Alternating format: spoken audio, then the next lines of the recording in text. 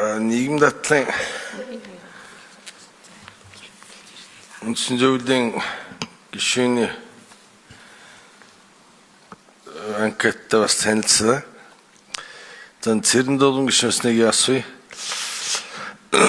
Энэ Баян Хонгор аймагт хэд оноос ажилласан анкет дээр нь тийм оноор бичиг байх юм. Энэ ажилласан газрууд яг тийм оноор нь ажилласан гэдгээ хэлий нэгдүгээр. Хоёрдугаарт одоо ажиллаж байгаа юм уу?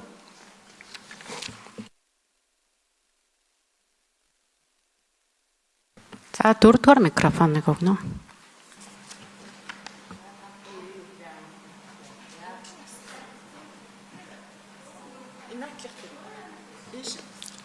Гурван номерын микрофон цоноо за.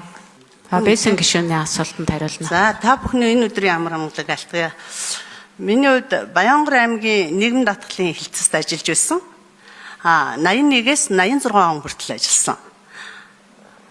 Тэгээд 86 оноос 90 он хүртэл Монгол Улсын их сургуульд суралцаад эргээд 90 оноос Баян зүрх дүүргийн одоо тухайн үед найрамдлын орон гэж байсан.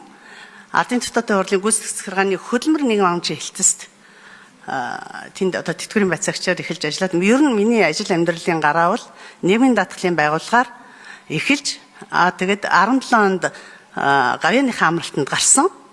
Ингээд бол 37 жил ажиллаад энэ гавьяаныхаа амралтанд гараад одоо болохоор шимтгэл төлөвш таны төлөө гэсэн тийм төрөмс байгууллагын тэргүүнээр өөрөө энэ төрөмс байгууллагын байгууллагад ажиллаж байгаа.